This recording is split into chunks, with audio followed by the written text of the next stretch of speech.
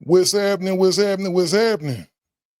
It's your boy Big Steel. I got to fly solo today, man, and my boy is gonna be mad, man. I'm covering for my boy. I had to do it though. Covering for my boy MC8 today. He got some stuff going on, but he'll be back with us next week. But anyway, it's not too many times. You know what? I get excited with every guest that we have on here, man. But it's very, very rare that I get somebody on, man, and I feel like I'm back being a little kid, man, going to Thomas Jefferson, man, with my boom box, with my ghetto blaster, man, bumping the Fat Boys. I can't even get my human beatbox on no more. See, I can't get it right. I can't do it. I can't do it as good as you. Can you bless me one time with a little something, man? Dude, Buff never taught me. Buff never taught me. You never do. You never learn how to human beatbox. No, he never taught me. He never. Man, I just watched from a distance. man, we got the legendary man Kool Rock Ski, man, from the Fat Boys, from the Disco 3. Then the Fat Boys. Disco 3. A real legend in the game, a true legend. You know, people run around with that term legend, man. And I think it's overly used. When you say so, it's very overly the word used, man. legend, the word legend, the word goat, overly, everybody's a goat, everybody's a legend, you know. You are And it's definitely the only GOAT, one or man. two. You are Well, I definitely mean, the GOAT. I think that the group is legendary. We came from legendary times. You understand? So, Mm-hmm. um, I think the moniker to be greatest of all time, I mean, you have to cover all bases within the realms of rap, hip hop.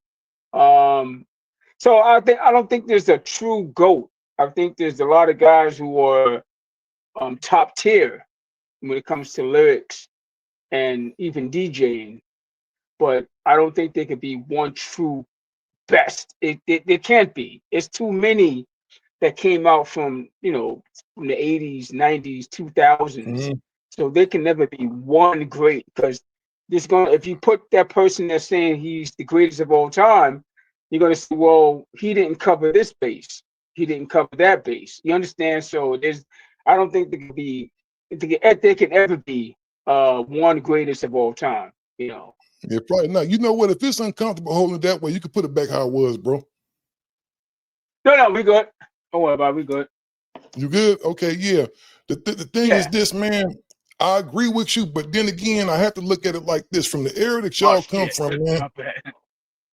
Right. From the era that y'all come from, bro. From the era, you got to remember, y'all was around at the kind of like exception, especially when hip hop became Right. kind of commercialized. Y'all was like the first, you know, like mainstream group, one of the first. You guys in Run DMC, right? I would have to say that you guys are the GOAT because there wasn't that many people around. I think it was harder back then because you guys were building something that wasn't in existence before. Yeah, I mean, we came from the era, we was like the second tier. So let's go back to the era of the 70s. I would say 78, 79, 80, 81, 82. You had groups like Splash and the Furious Five, you had Treacherous Three, Fantastic Romantic Five, you had Cold Crush Four, you had Busy Bee, you had Lovebug Starsky, you had Curtis Blow, yeah, Funky 4+1. So you had an array of rap groups and rappers that came out of New York, and most of them came out of the Bronx. We're from Brooklyn. Most of them came out of the Bronx, from Bronx and Harlem. And so Run DMC comes out of Queens in 1983 with Sucker MCs. And so we pretty much were the second tier. We came maybe 84, right after Run DMC had maybe a couple of hits. Then come us and Houdini and LL Cool J, Beastie Boys, um, Public Enemy, and an array of different rap groups and rappers were coming along. It being Rakim, EPMD. So we were just, I would say we just learned a lot of stuff from our predecessors, which were, like I said, Flash and the Furious Five and those guys, and we just took what they kind of handed us the baton and we ran with it.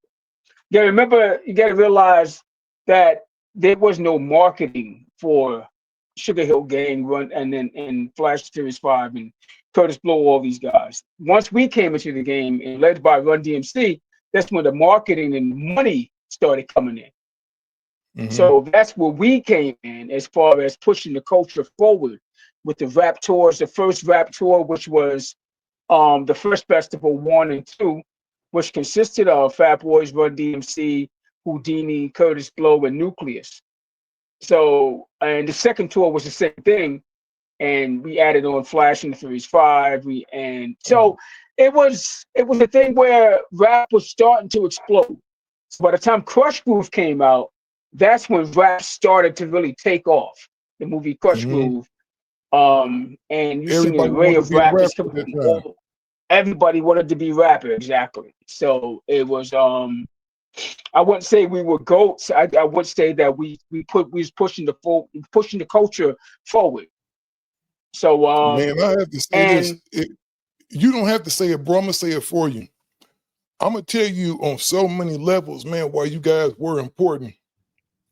You guys paved the way later on for the MC Hammers on up to the even talk about today, the mega star like right, the Drake, the Kendrick Lamar, the mega star, the people that are just on a whole nother, in a whole nother stratosphere.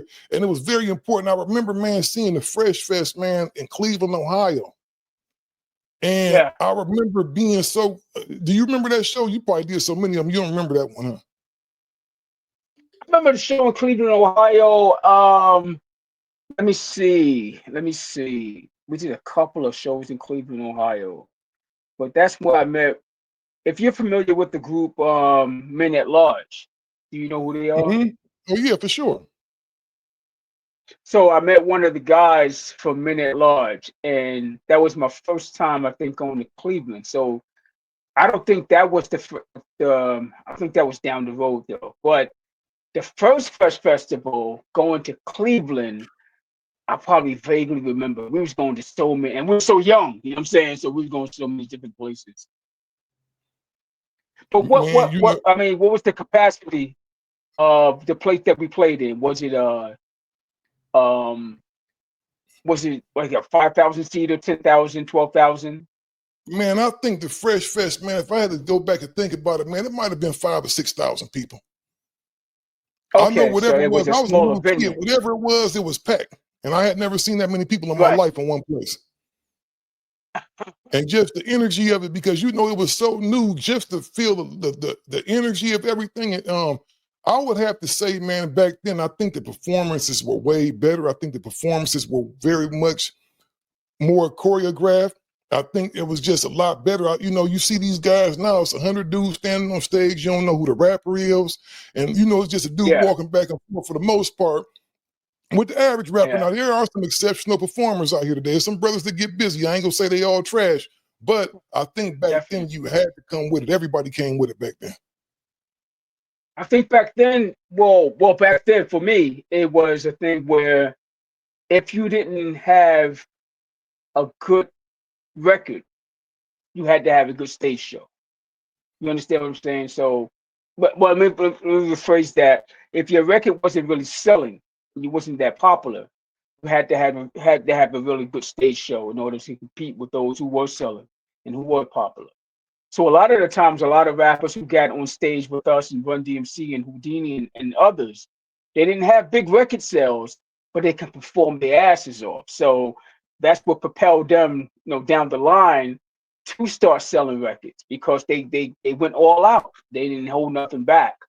I think what we have now is a lot of cats who are just getting on stage and just rapping over their vocals and letting the crowd do the rapping for them or doing the performance for them. They'll put Mm-hmm. the mic up to the crowd. I'm like, that you can pretty much get online and have somebody do that. You know what I'm saying? But Yeah, the performance, so you can have an IG and have people just come in your IG and do something like that. But I think there's a lot of great entertainers as far as rappers. DMX was a really, really great oh yeah, entertainer DMX. You talk by about one of the himself. greats. Yeah, yeah. You talk No about one of hype the man, greats. just him on stage. Yeah. And he And I personified think that that whole hip hop. No, go exactly. ahead. Go ahead. I'm sorry, I didn't mean to cut you off, bro. No, I was gonna say he personified that whole hip hop aura as far as him just being just on stage and just a one-man band, or like a one-man wrecking machine. And he just like he was the epitome of what hip hop is. You understand? So with him and LL and guys like Ice Cube and you see guys like that on stage and it just drip hip hop. You understand? So that's what performances is all about, you know. Yeah, what 100%. You know what? I'm gonna give you one example, man. And I think it's because a lot of these guys today, man, they just kind of stumble into record deals, right? They stumble in, now they're a professional, right? And all of a sudden they're in front of 15,000, 20,000 people, and nobody has really taught them. I think a classic example of that is T Grizzly. It's a young rapper now out of Detroit. I love T Grizzly. I love the record he had. I love the way, I love his energy. I love his lyricism. But you can tell when he was new, he had this record that was going viral and he was just kind of thrust in the spotlight. And he was just on stage with the mic holding it, like just kind of standing there, and the crowd was singing a record. And he was just kind of just standing there. And I said, man, when they start doing that? Yeah, he had to. When we were going out on tour and doing shows, we had rehearsal. You had to rehearse. You couldn't just go out there and wing it. You know, you couldn't just rely on the crowd. You couldn't just rely on yourself being popular and selling a lot of records and having a popular song or a popular album and just going on stage and just standing there. Because after two to 3 minutes, the crowd is going to look at you like, okay, what's next? Because you're not doing anything. You understand? So you might even get booed in some cases or some cities. But I've heard of T Grizzly. I know he's big with the gaming stuff online. But you know, I've seen a lot of cats like that who are thrust on stage and it's like, okay, here's the stage. You got a popular song and you got a hit record or your hit song or whatever. Now, just do what you got to do. And you got to put together a show. You got to do rehearsal. You know, the whole thing with crowd participation is cool, but after a while, it starts to play itself out because from city to city that you go to, somebody's going to go to the next city and say, "Yo, his song is dope, but his performance sucks," and the word is going to start getting around, and now you can go viral. Being horrible on stage, it's not. It can't be. It's not just a word of mouth thing anymore. You can go viral. Oh, Somebody can have no. a camera phone and you know what I'm saying, and be like, and that can really mess up your career. So you got to put together a show. You can't just wing it. You know. Well, I'm going to tell you, man, what the thing is, too, that the internet messed up. I remember cats would be on their promo tour and they would say the same rap every city that, you know, they go to a different city. They're in Denver. They say the same rap on the radio. Right. They go to Texas. They say the same rap. Now you do that now, Right. man. You go be at this radio. You go be on the internet. They'll be like, man, this dude is saying the same rhyme Yeah. every city. You know what I'm Yeah. saying? So you got to be on point now, man. Yeah. I think it's a lot more pressure nowadays, man. You got to come with it every time. It's a lot more So, pressure. It's a lot more pressure because all the eyes are on you now. The world is on you because you're on social media. You understand? So social media is not just a domestic tool, it's a worldwide tool. So you can't mhm. just keep doing the same thing or can keep doing something stupid or something unprofessional because it's going to reach the whole world. You know, it's not just going to reach your neighborhood, you know. So a lot of people got a misconception about social media thinking, oh, it's only the people that's following me that's watching me. Because once you make something go viral, everybody's watching it. So if you're doing something idiotic, the whole world is watching. You understand? So Mhm. yeah, so you gotta be mindful of yourself as an artist on the things you do on stage because it might propel you if you're doing something good and it might harm you if you're doing something bad and unprofessional. Oh yeah, without a doubt, man.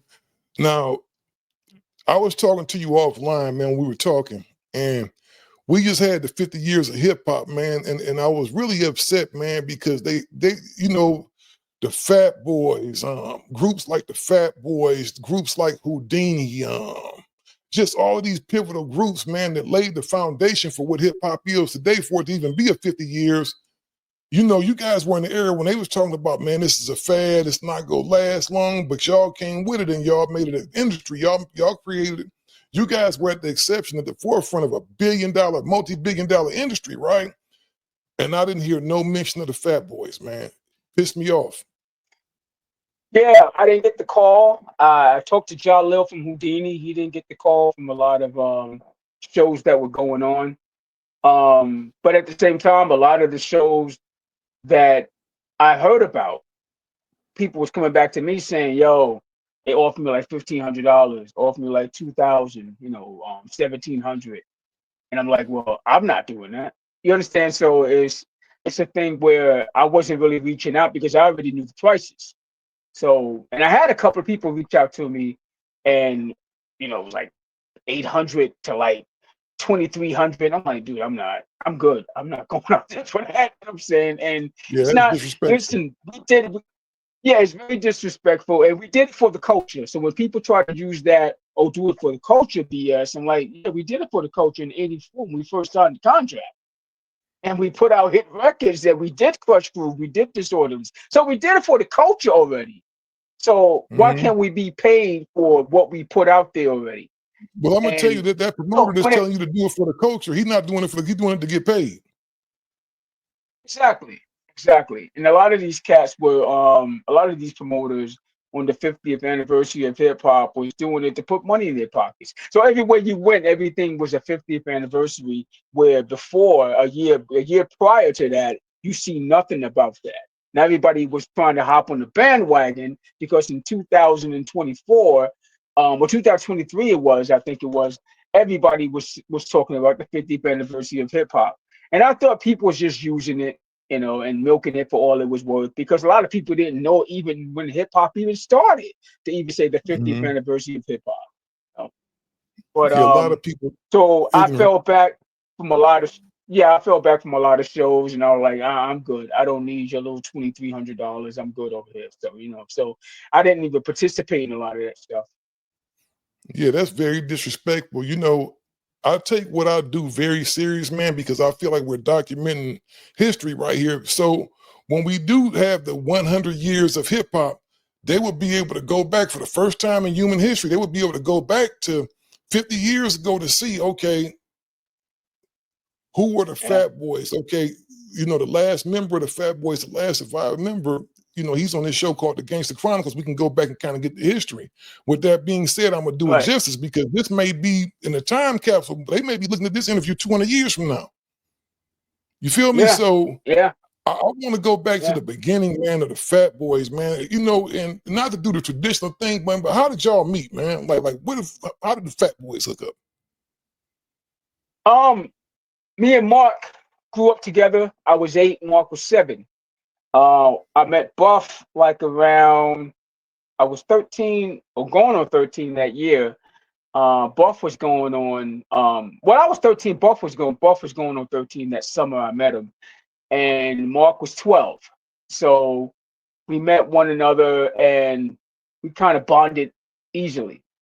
We just bonded with all the kids on the block that we grew up with, maybe like about 15 to 20 of us that was running around together.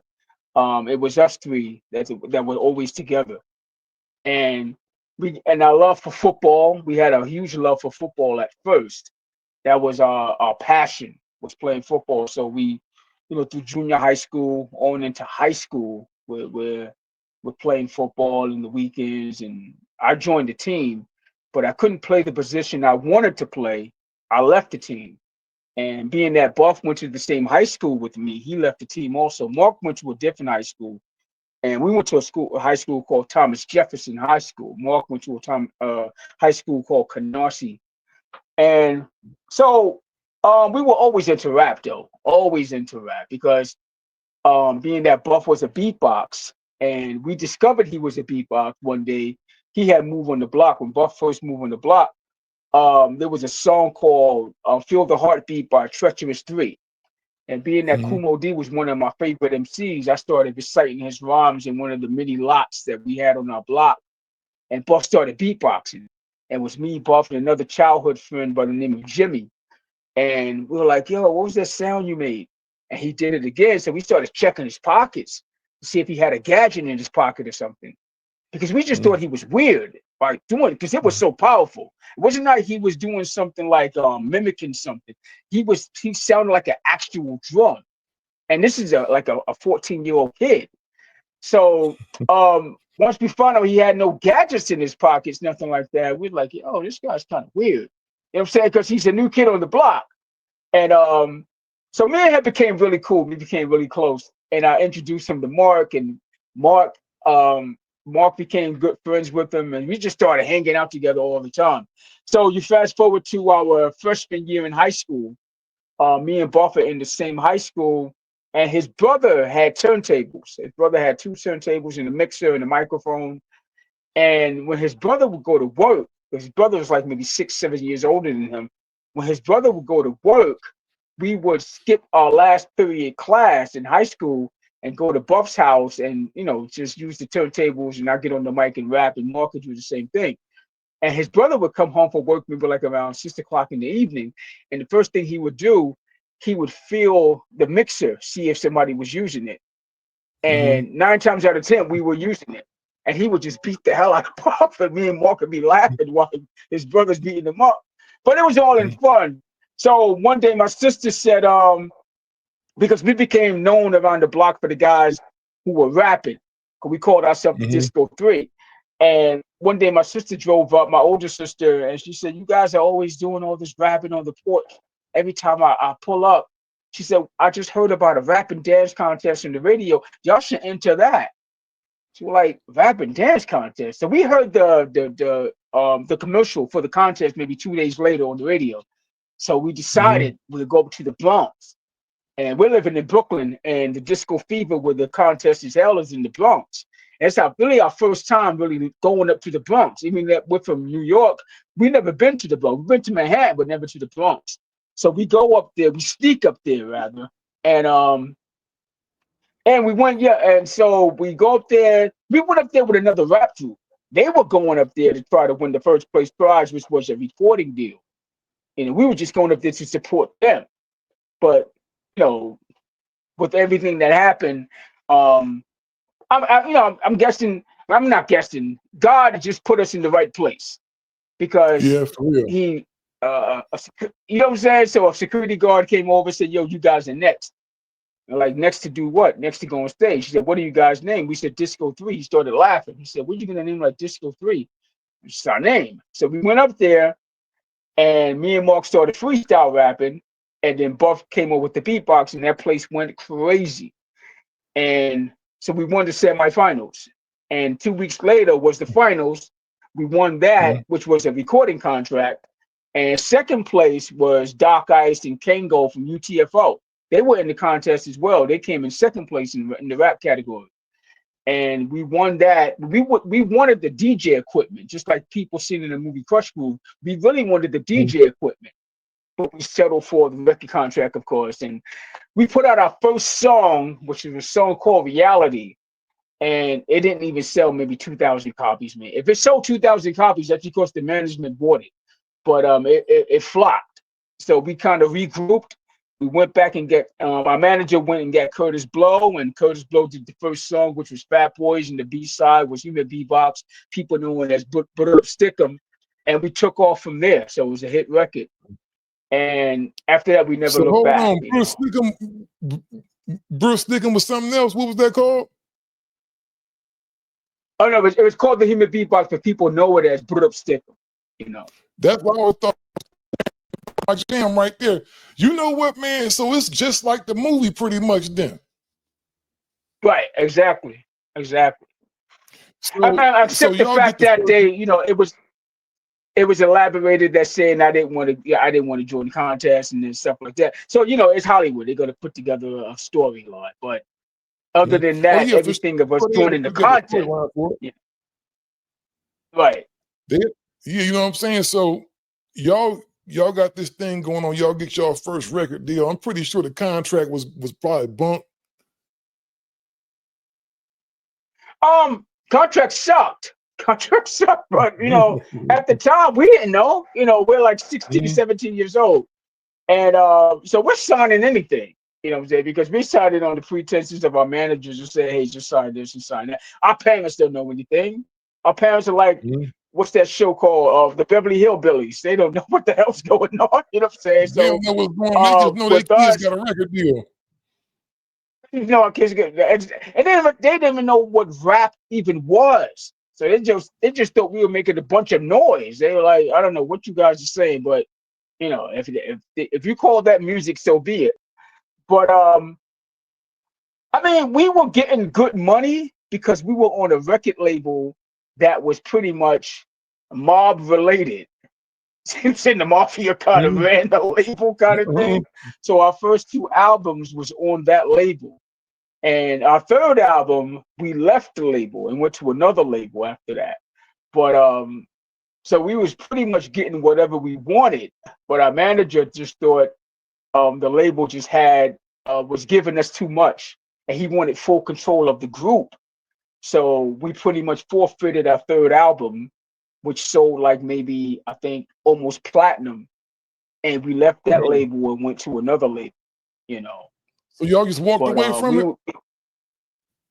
we had to because our forfeiting the album mean that we had to turn over the album. So we're on an independent label.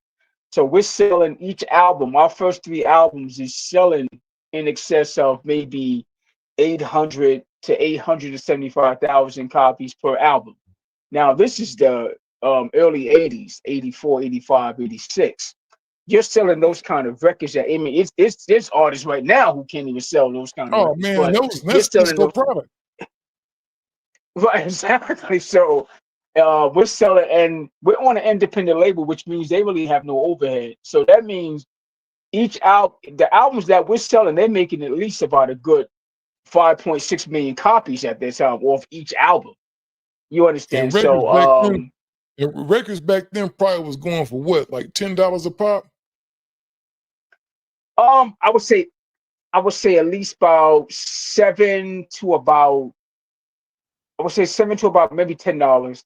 About ten All right. dollars. You know, Let's say they was every getting year the let's say price they was was getting rising. $4 wholesale. Let's say they was getting $4 wholesale, and that's being, on the light side, right? Right. And they selling 800,000 records. That mean they were making 3.2 million, at least $3 million every time they dropped the album on y'all. Back then, they probably still eating off y'all records. Of course, because we don't own our masters. We don't own our masters. And that's what I'm fighting to do now, try to get back our masters. But you know how that ends up sometimes when you get the masters back. So I don't want to fight too hard. But so we don't own the masters, so we really can't control anything. You know what I mean? But here's the thing about the music industry. It's pretty much a popularity contest. So it's pretty much like you're paying to be popular, you know, Mhm. because when it's all said and done, you have to fight to get back what you recorded. But here's the thing: here's it's a double-edged sword. The labels are looking at it like we put the money into the project, we put the money into the studio time, we put the money into the videos, we put the money into the promotion, we put the money into everything, and all you did was record the songs, right? So they're looking at it like you should be happy with what we gave you. So that's where advances come in at, and advances can really destroy any, and it can leave you in debt with the record company or with the label for damn near forever. Because while you're going back and forth, and I need 200,000 here, I need 500,000 here, I need 700,000 here, I need whatever here. All you're doing is drowning yourself in debt. You They understand what putting I'm that on saying? top So of it's it. better They think, not. mm, Everything. Exactly. So it's better to just not take no advances. You understand? But you at the same time you gotta eat. But here's the thing where I tell all artists, do shows, stay on tour. You understand? Travis Scott stays on tour. You know what I'm saying? yeah. So you gotta do shows because you're not gonna How get much was y'all paid. getting for a show back Or then? at one point we were the highest paid group. So we was getting anywhere from 45 to 50,000 per show. Back then. And side shows, yeah, back then, and side shows was a promoter just wanted us to come out. We were charging like $70,000, $80,000 just to do a half-hour show, you know. So we were getting pretty good money per show. I mean, if you times that now, that's like damn near what 400,000 per show. in So y'all was hip hop's 2025. first, like y'all along with Run DMC was really hip hop's, because Curtis Blow wasn't getting no money like that, was he? I don't think he was getting that kind of money per show at the time. And I'm not trying to be disrespectful to him. I'm just saying what was Oh no, not available at to all. him financially wise back then. But I would probably think at the height of his popularity, he was probably getting at least about a good 7,500 to 8,000 per show. You know, I'm just speculating. But the more our stock grew and the more popular we became, the more in high demand we became, the more money we started getting. And we had a manager who was a pit bull, and I would always tell an artist this as well: your manager supposed to work for you. And if your manager wants to get paid, so he's gonna make sure you get paid. And one thing about our manager, he kept us on tour. He kept us doing shows. And a lot of people back then thought he was just using us, but it was a thing where no, we was getting paid, but we was overworked. We were overworked, so we Mhm. didn't really we didn't have Who a was your team hurt. manager? Our manager was Charlie Stetler. He was in the movie Crush Groove when he was trying to take Run away from Russell, which is played by Mhm. Blair Underwood. So the white guy with the beard and the bald head, that was our Mhm. manager in real life. And so yeah, his thing was to get paid. So he wanted to get paid, so he kept us on show. The only thing about it was we were overworked and we were everywhere, and but once we started to settle down really at the ages of like 22 years old, um, because the popularity started to started slowing down rather, and so we were still young though. We were still younger. We could still have fun. We missed a lot of things in our teenage years as far as going to the prom, going to graduation, hanging out with Mhm. friends. But one thing about the industry, the music industry, or the industry as a whole, when you're a 15, 14, 16-year-old kid, it forces you to grow up real quickly. And it forces you to have a whole lot of freaking responsibility because you're making money. You're now in a business where you have to make money for a lot of people. You understand? So whether it be the record company, it be the promoters, it be your family. So it's a lot of responsibility for people so young when they get into it. And we were like the youngest group out there at the time, you know. So we had a lot of responsibility back then. It had to be a lot. There had to be a lot of pressure. Let me ask you this, man. I assume with you guys getting that much money when y'all were young, y'all some cats coming from Brooklyn, man. I'm pretty sure y'all didn't come from a wealthy household. Did y'all ever Yeah. start having problems with family and close loved ones behind money? No, my mother and father, they were um, really stern with a lot of things. My father came. They both. I'm from Brooklyn. I'm born and raised in New York. My mother and father's from the South. They're from Florida. So they had a lot of really Southern ways, hardcore Southern ways. And my father kind of ruled with an iron fist. He was a construction worker, and so his hands were like bricks. So the last thing he wanted Mhm. to do was get in trouble because he'll smack fire out of you. But my mother, she took care of the finances until I got like maybe 19, 20 years old. But and she made sure, or she had to make sure because the record company we had to set aside money for when we got 20 to 21 years old, and so Oh, that that was was part of cool. her job to keep the yeah. So all three of us had parents who were stern, um, as far as keeping the vultures away. Of course, my brothers, I took care of my brothers, that's my brothers. So we all grew up together and stuff like that. But outsiders coming in and trying to get money and a lot of business ventures all of a sudden. Yo, man, you give me $20,000, I can open up this car wash. Yo, you give me $30,000. You gotta go to my mom's next for that. And they didn't want to do that. So she was kind of like my force field. That's a good thing, man. So I guess they had, because in acting, they have something called the Coogan Law, uh, that you had Right. to put a kid's money, because you had guys like Gary Coleman and several other Right. child stars who grew up with nothing. Their parents spent all the money. That's good, man. That you Yeah. got parents who was holding you down, man. That's real good, man. Because you don't hear too many. You Yeah. hear mostly horror stories coming from the recording industry.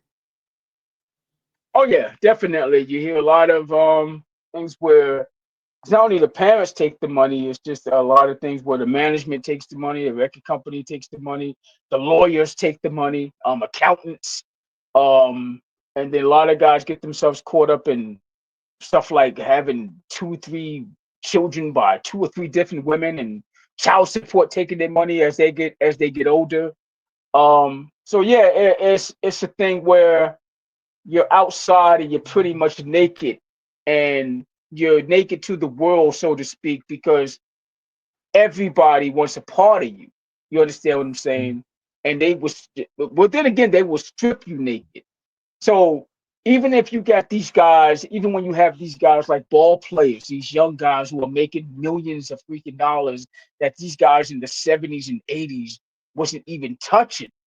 You got guys in the NBA right now who got more money in their Cash App than some of the guys who were making than some of the salaries some of the guys were making in the 70s. You understand what I'm Mm-hmm. saying? So it's like money is nothing to them. But with that come a lot of freaking vultures, a lot of leeches, a lot of women, a lot of groupies. And a lot of these guys don't understand it. They just think the money's going to keep coming until it stops coming. You understand? So Mm-hmm. in the off season with football players and basketball players, and even with artists who are sitting around idle and not going on tours and doing shows, it's like the money's not coming. But the thing about now is that a lot of these guys get podcasts, they put more money in their pocket. A lot of rappers Yeah. can do podcasts. A lot, so that's the route everybody is going. To get more revenue in their pockets in the off season, because you Yeah. get a high spending habit when you get a lot of money. So you want to buy more $400,000 cars, and you want to buy $1 million chains and all that crap like that, and you want to trick money on 3 or 4 different women at a time. That's a lifestyle. You understand what I'm saying? So you got to try to keep up that lifestyle. And you know what? You guys had a rare situation. The group pretty much stayed together the whole time. Definitely, we grew up together. We all grew up together, and it was a time where it was just us three on the road at sometimes. I mean, we had our road manager, and our manager would come out with us, and we didn't overindulge with a lot of things. One thing I like to say about our group and even our era of hip hop, we didn't flood ourselves with a whole lot of bodyguards and 10, 20 people around us all the freaking time. Mm-hmm. Like you got a lot of guys now. You got these guys are on the payroll, and you look Yeah. up, you got like at least about 15 dudes with you. I'm pretty sure they're not hanging around you just for free. You got to be paying these people. Yeah, for So we real. didn't have that back then, so And it's a we lot of just had drugs like too. maybe a lot of drugs. Well, I mean, listen, it was a lot of drugs in the 80s, bro. It was a lot. I mean, every city we went to, because that first time is free. That first time is free. So every city you go to, somebody's trying to hit you up with, and I was being offered like sandwich bags of cocaine in clubs back then. You go to the bar to get yourself. I'm not a drinker. I never smoked. I never got high a day in my life. I go to the bar just to get some cranberry juice, some orange juice. Somebody will tap you on the side. Put that in your pocket, brother. Oh, no, I'm good. I don't mess with that shit. You know what I'm saying? It's like, they're giving you cocaine, and And or it was weed a or lot of whatever people you that did want. mess with it. Yeah, oh, yeah, definitely, definitely. But I was one, well, the whole group. But I was one that drugs scared the hell out of me.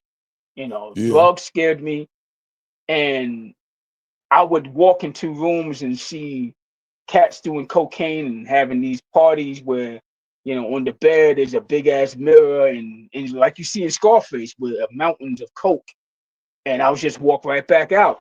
I just couldn't be around that stuff. It scared the shit out of me, Yeah, and drugs scare. and plus I didn't We want to we put both go ahead. I'm sorry. No, no, go ahead. You got it.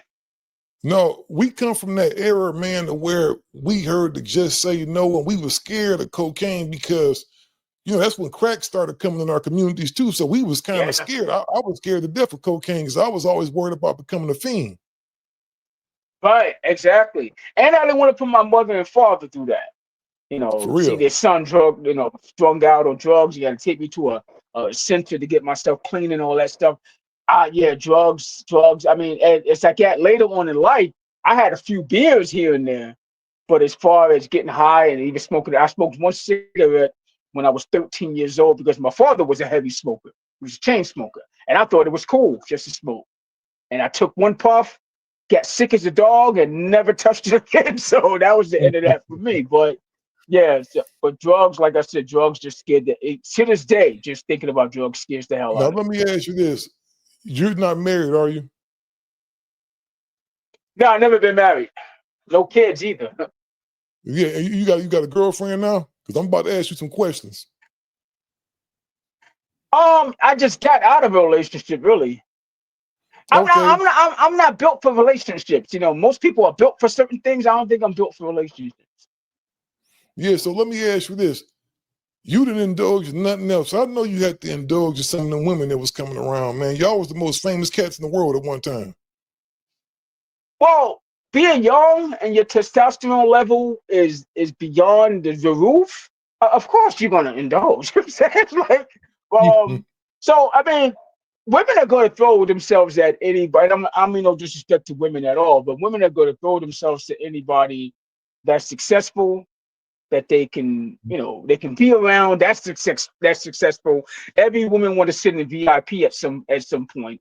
Every woman want to be with somebody that's making a lot of money or somebody that's successful. So that comes with the territory, whether you're playing ball or whether you're rapping. Oh, for That's sure. just part of the game, For you sure. know. Who had the most ladies out the group? Buff, Buff. A lot of people thought Buff it was had the most Mark, but it's Buff. Oh Buff had the man, most yeah. bras. Yeah, Buff was a sexual deviant. Um, Sometimes I would go in Buff's room, knock on the door, and he would come to the door, and we have it's hotel, so we have bright lights. He would change the light bulbs; it'd be like red and blue and black light bulbs, and you walk into his room, and it's like two girls in the bed. I'm like, dude, what's going on? Like we got to leave tomorrow morning, like 5 in the morning. What are you doing? No, don't worry about it. I'm good. All right, I see you tomorrow. So hey, Buff was listen, doing his thing. Buff was living the dream. You understand? Buff took advantage of anything and everything that had to do with fame. And it was sometimes we would go to a radio station and we get back on the bus, and me and Mark be like, yo, where the Buff go? We go on the bus, knock on the back door. Dude, how'd you get a girl that quick? Like, what the fuck? You know what I'm saying? How'd you make this work that quick? We was only there for like 30 minutes. You know what I'm saying? But Buff was quick. And Buff had women because I know Buff. Not to overly talk about him, because he ain't here to talk for himself, of course. But he wound up having a baby with Queen Pen, the rapper Queen Pen, correct? Yeah, yeah. And I remember meeting those. It was two of them. Summertime Flame. And if she hear this, she know what I'm talking about. Well, it was like a summertime fling, and I'm like, it was her and another girl, and I'm always telling Bob, yo, when September come, we out. He Hmm. stayed. I'm like, I'm gone. Summer's over. Both stayed. So, and they just stayed together, and they had a baby together. His name is Quentin. He did a song with Boosie, matter of fact, and he's a rapper himself. He's an artist himself. He lives out in Sacramento, I think. Oh, really? So Buff's son is out here Yeah, in California. yeah. He's like 6'5", and dude is tall as heck. And I always said, dude, you should have went out for basketball. Is that And he right? looks like And a he's a ball rapper player. right now, man. And what's his name? Quentin, you said? Yeah, what's his name? Q Hands, I think it is. Q Mans or something like that. Um, yeah. So Quentin became a rapper. You know, shout out to Quentin, man. Shout out to Q Nance, whatever he calling himself, man. That's dope, man. You know, it's kind of refreshing to hear, man, because I'm pretty sure, because you hear these horror stories, and that's why I wish 8 was here on this one, because he has a horror story with the music industry, you know, as far as being taken care of, advantage of. It sounds like y'all had y'all stuff together, man. We did, and there was a lot of dark territories. Um, I was just doing an interview today, and I was talking about this stuff, and a lot of people thought it was all fun and games and staying in 5-star hotels and having fun and whatever. But there's a dark side to everything that's good. You understand? So we had a Mhm. lot of dark Yes, yes, side indeed. as far as so and I'm gonna try to put the documentary out to tell the whole story. And I'm talking finances on down to management, on down to a lot of things that people would not think happen to a group like us because they thought we was just young and having fun. So the good outweigh did the good outweigh the bad? Yeah, in a lot of cases it did, but sometimes the bad outweigh the good easily. You know. I know you said that you're gonna be working on a documentary, so I'm not gonna ask you too much. You know, we want to save a lot for the actual documentary. But what would you say one of the worst things that happened was? I think one of the worst things that happened was manager and Mark started getting into this really um back and forth, and at one point he wanted him out the group. He wanted him out the group. He thought he was doing the group a lot of harm, and we wouldn't side with it. Of course, we're not going to side with kicking Mark out the group. Mark is my brother. I'm not going to Mark go, I go. You know what I'm saying? And Buff is going to follow me because so I would think one time he was forced off the bus. He was forced off the bus because our manager wanted to kick him off the tour. And we were in the middle of South Carolina somewhere. And he was being dragged off the bus. Something happened. I forget what happened. And it was at the time I think I was like 19 years old. So I was still relatively really young. Mhm. And it was just a really, I mean, I think about it sometimes and I'm like, I could have done more, but But you was 19 at the it was time, a though, thing. man. You didn't know how to handle that. I'm pretty sure that was a rough situation. You being as young as you were. It's a really bad situation because you don't want to see, and I thought at that time it was over for us because, like I said, it was a really dark times. It was some dark times, and that was one of them, one of many. Well, he's And the manager. after He that worked happened, for you guys.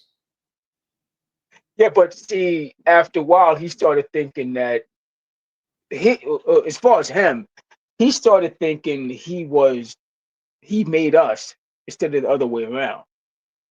So when you got young people who don't know any better, who don't know anything about reading contracts, who don't know anything about anything except performing, doing videos, and doing promotional work, somebody can easily get in your head that I own you.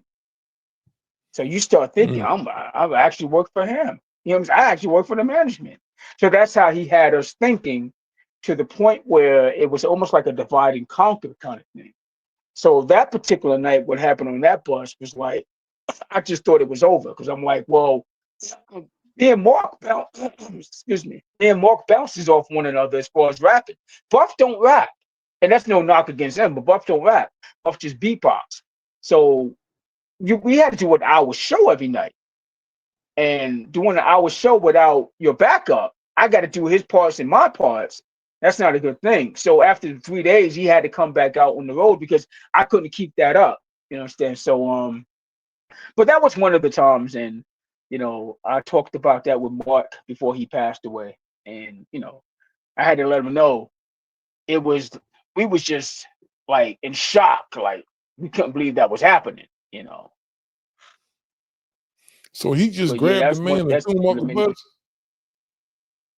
Yeah, it was I forgot who was with. I think it was security or something like that. Security, and he was about to thinking he was about to get on the bus, but they had put his stuff out the bus already, and they was blocking him from getting on the bus. That's what it was, and they already had And the these cab guys all coming to work take for him to y'all the. pretty much. Y'all bringing the money and y'all the breadwinners. Yeah, yeah, That and dude that's the probably, you thing, know man. what It's though, like, man? He was a white guy, huh? yeah, of course, Yeah, it's yeah. always white dudes, man, think My they can brother come in wouldn't and have take done over that, stuff. or I don't know. I hope he wouldn't. Yeah, it's a Please divide and tell me conquer kind of openly method. y'all fired You know that what I'm dude. saying? And when it comes to that, Please tell me he was no, ultimately let go. we separated. No, we left. We left after we did our last album. We was contracted to do our last album, and after that we parted ways. Because the thing was, first of all, we were getting older, and a lot of stuff he wanted us to do with these kind of songs that he wanted us to start making. We were like, no, we're good. We're making those songs. We're going to get back to our roots. I mean, we did the Chubby Checker song, um, the Twist. We did the Wipeout song with the Beach Boys, but he wanted to keep those kind of songs going. And we were like, now on this last album, we're going to get back to what we was doing on our first album. And I guess he wasn't cool with that, but we were cool with that. And so we just parted ways. So I don't really know how much the last album even sold, to be honest with you. Somebody said it was like when we left, it was like almost approaching gold or something. But I have no idea how much the last album even sold. So y'all was selling that many records that you just didn't even trip off of, and the records was just performing. I think we just wanted to get away from him and the label. We just wanted to separate ourselves from So it everything. sounds like And he was more than just a standard manager then. He had his hand in all y'all stuff then, pretty much. oh yeah, yeah. It was him and his wife.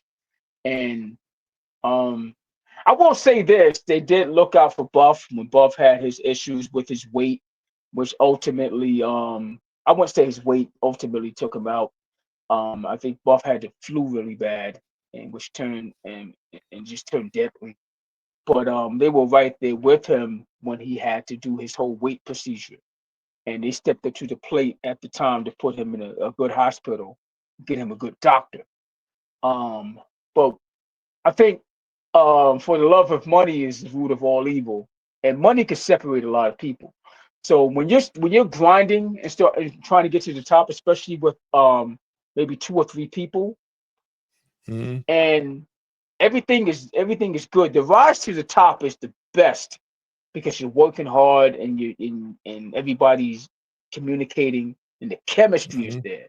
It's when that money comes into play. Is when you start Money always seeing destroys everything, man. And that's it why I say destroys it's everything rare that because it's rare that you guys stay together. Because even now, man, even with this podcast stuff, I'm the inventor of this show, man, and I went through so many changes, man. Just yeah, because it's like money is the root of all evil, man, and people start thinking it's money that it is not. You know what I mean? They don't understand that right, when you put your money up for something. When I started doing this show, man, I pretty much refinanced my house, took a loan out against my house to do the first maybe 15, 20 episodes because it wasn't a whole bunch of podcasts out at that time. And we were recording up in the CBS building. So I was paying all this money. I had a right, big bill every week, man. It cost a lot of money to put the show together. So people didn't understand. I didn't even recoup my money initially, because everybody just made a yeah, big deal. Like it's me, me, me. Nobody ever knows yeah. the sacrifices that are made. They don't know. Everybody sees the finishing product. Nobody sees the hard work it takes to get to the finishing product. And that's what's wrong with people now. Everybody just looks back and first of all, you got a successful podcast. You understand what I'm saying? But it took you a Mhm. lot of work to get here. So everybody might look at you and say, well, that looks easy. All he had to do is sit around and interview people. They don't know the work you got to put into it. You can't just cut on the camera and just start interviewing people. You got to do And background. You got to do all kind of research, and it's a you got whole to lot put of money research. behind it. Yeah, and the research that You know, goes behind it, and then let me tell you this too. This is our 5th year, 6th year. I've never missed an episode, man. Everybody else has missed that. Not saying nothing bad about them, but I don't have the luxury because the show has to still keep going. And we have a contract now. So you just can't say, oh man, we go disappear for 2 or 3 weeks and just go do this and that. No, it really ain't no vacations made, or you be in breach of your agreement, And I don't think people know that with anything that's great, man, it comes a great amount of responsibility and it comes with a lot of stuff. And it ain't all about it ain't friendly all the time.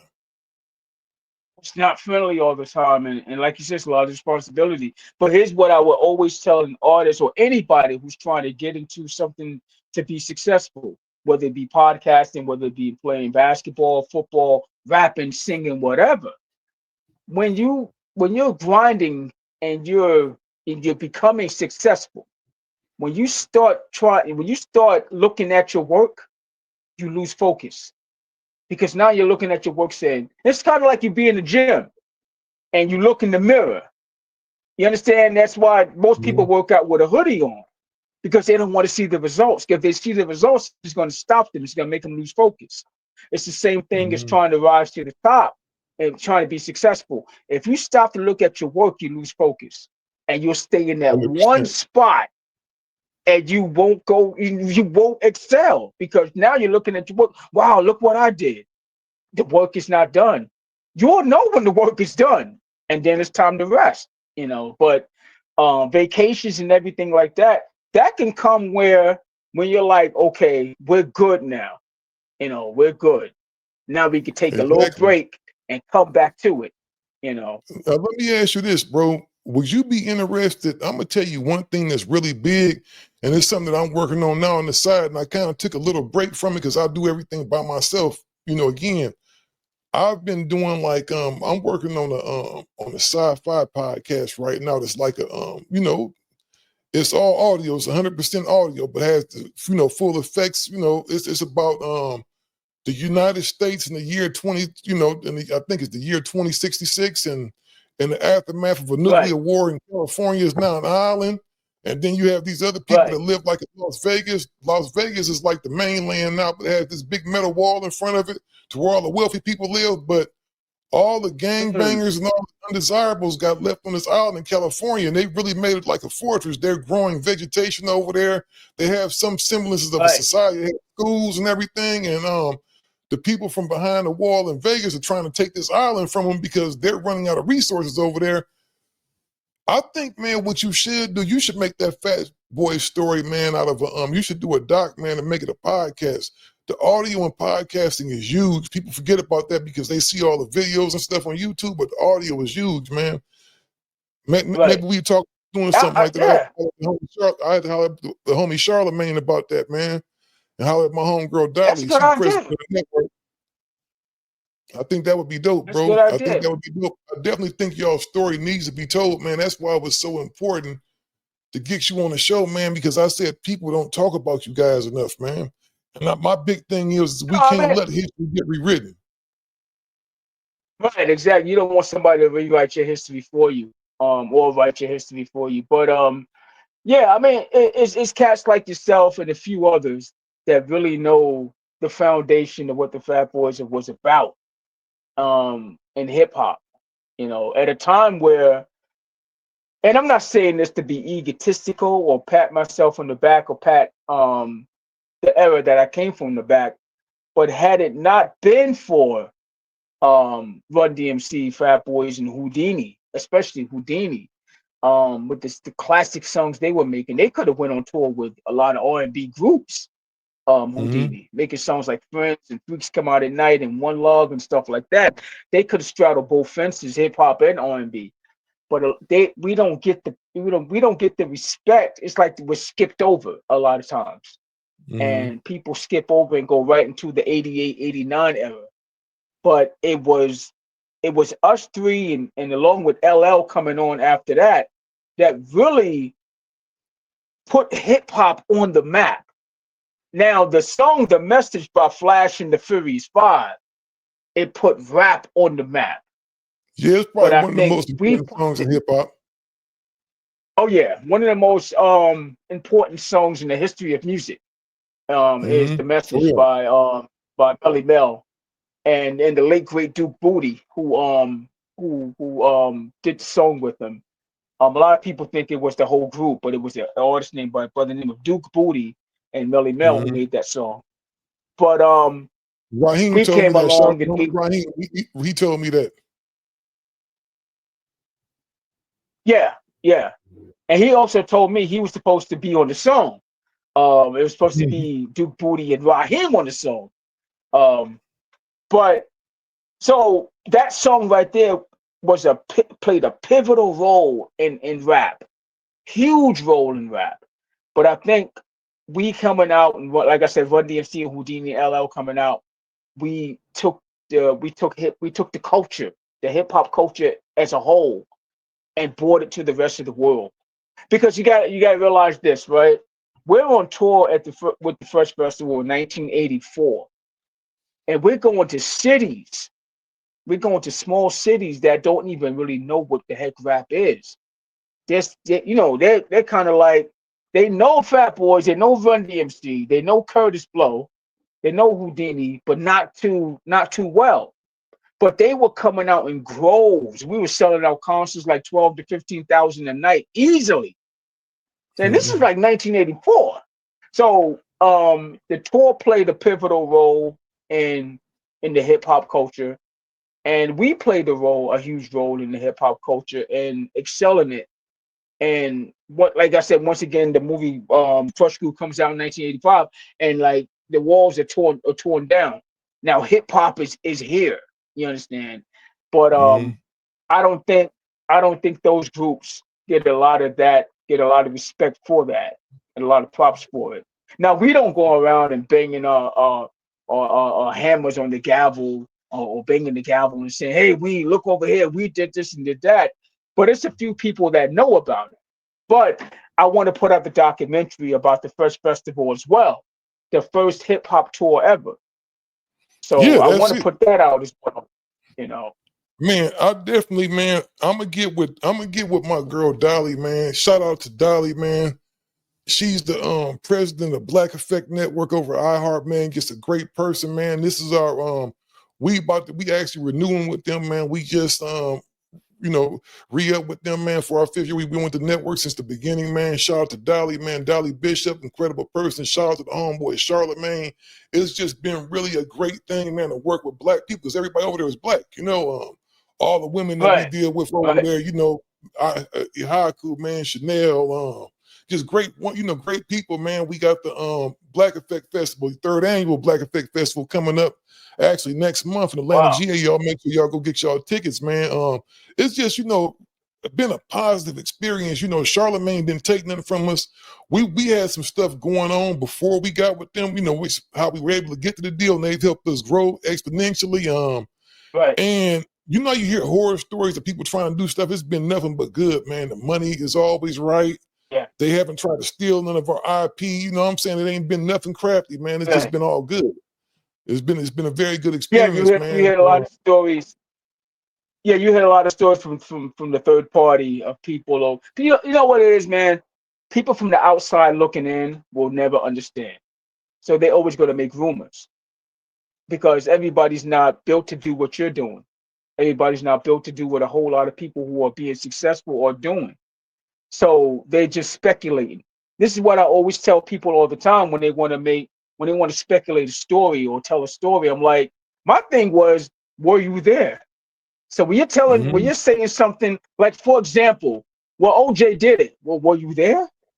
No, I wasn't there. Well, the Yeah. news. Well, was the news there? You know what I'm saying? Like, if you wasn't there and you take this to court, the court is going to say, well, that's just hearsay because you weren't there. So this is what I tell everybody when it comes down to speculating about somebody's business when somebody's trying to be successful or they are successful. And they're saying, well, I heard he's getting ripped off. Well, where'd you hear that from? Well, this person told, well, were you there to see them get ripped off? No. Okay, well, shut the hell up. You're just speculating. You don't want nobody Yeah, coming to for your real. job and saying, nobody coming to your job and say, hey, your supervisor's ripping you off. That's not your business. Exactly. So that's not your business to get in somebody's professional For business who's real. trying to do something for themselves. For real. Just mind You your know, damn I business. gotta ask you, I got two more questions for you. I got two more questions for you, Kool Rock. And I've always wanted to ask you this, right? I wanted to ask one of you guys this, right? Was because you know hip hop has always been very competitive since the beginning, right? You had Dougie Right. Fresh, he had the song The Show. Was he dissing Buff on there when he said, I'm known for the dun, dun, dun, dun, not for the seemed like he was No, taking a he shot. wasn't just involved. I mean, it was kind of like taking a shot, but at the same time, he was letting people know this is what I do and this is what he does. Now, I will say Buff was pissed off every time that song came on. Because, but I mean, the first time we heard it, we were still living in Brooklyn, and we were sitting out on the porch, and this song came on the radio when the show came on the radio, and that part came on, and Buff was like, "Yo, anytime he want to battle, I'll battle that motherfucker." So, yeah, but even after that, every time the song came on, Buff would get pissed off. So it was like a friendly little thing they were having back and forth. But that's hip hop though, man. You know what? Nobody had to get Yeah. hurt. I think the battle would have sold a lot of tickets. I think they could have went across the country and did that. Yeah, I always tell Buff the only thing Doug had over you is that Doug can rap and you can't rap. I said, but as far as power, I said you would have wiped him off the map. He couldn't mess with your power. Yeah, I don't think he could have messed with Buff and the human beatboxing. Buff was the human beatbox king. Yeah, Buff was nothing to mess with, man. Buff was and there's a All lot right. of beatboxers who always tell me all the time, like, Buff was the guy who got them into doing beatboxing. And some of these guys are good. Some of these guys are good. Because after a while, Buff started falling back from beatboxing. So Buff wasn't really practicing that much. He was starting doing more studio work and more production work. And every Mm-hmm. now and then he'll do some beatboxing. But yeah. So he was an inspiration to a lot of guys who started beatbox. Without a doubt. The second one, and you already know who I'm talking about. Now the Fat Boys break up. That's from a movie. That's from Jay-Z said it, but that Yeah, was from the movie I know it's from the Boomerang. movie, but the cultural Yeah, references, man, you know, from Chris Rock saying it, man, to Jay-Z putting it in the song. yeah, Did that never trip you out? Did you right. ever just sit there and say, dang, man, they talking about us? I'll give you a quick story about that. I'm at my mom's crib one day, and my nephew, he's like maybe 16, 15 years old, and he come into the world not knowing a time when rap music didn't exist. So everything with him, he's picking up rap music from the Wu-Tang Clan and on. You know what I'm saying? He Mhm. knows he knows I did it, and he knows who I am, of course. So one day he's playing the song. I'm going down to the basement because he's going to the high school around there, and he's staying over there like for the weekends or whatever. And so I go downstairs one day, and I said, "What is you just playing?" So he's like, "Yo, Unc, they're talking about you." I said, "Who was that?" He says, "Jay-Z." I said, "Play that again." First, the Fat Boys break up. Now every day I wake up. And now he's asking me questions. Yo, did y'all really break up? Now he wants to know about the Fat Boys and shit. So I'm Mhm. like, nah, no, we didn't break up. We're still together to this day. But yeah. So that song, a lot of people was hitting me up about that, and a lot of people was hitting me up on about it, like saying, "Yo, he's dissing you, man. Yo, he's dissing y'all." It's just a reference. Like Yeah, it's but I part of don't know pop how culture. nobody would take You that as know. a diss. Like I said, once again, people on the outside looking in, they don't know. They don't know what's going on. They just speculate. Or they want to see drama. Yeah, people love, you know, especially our people. That's what's wrong with podcasting right now. People love drama and don't nobody want to. It's way easier, man, to go up here and lie on somebody, man, and cause a bunch of confusion rather than, you know, go do the research, man, on someone, man, so you can put together a compelling because Yeah. I don't like to call when we do interviews, man. To me, we having a conversation just about somebody in their history, you know. But it does take a lot of does take research, man. You can't be up there saying the wrong stuff. You got to make sure you know what you're talking about, you know.